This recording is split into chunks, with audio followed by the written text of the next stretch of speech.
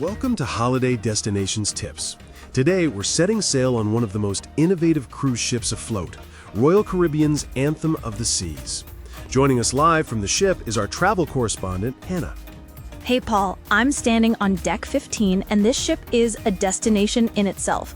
The entertainment is incredible, from the futuristic Spectrus Cabaret to the Seaplex, which is the largest indoor activity space at sea.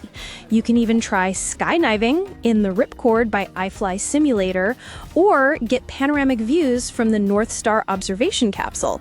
That's amazing. What about the dining options? There are 18 restaurants.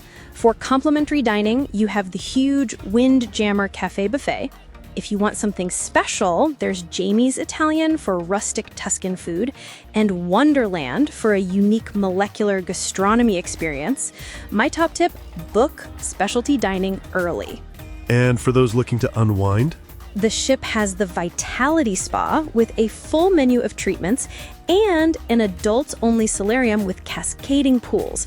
It's the perfect balance of excitement and relaxation. My best advice is to reserve everything early. Shows, dining, and activities fill up fast. Excellent. Thanks, Hannah.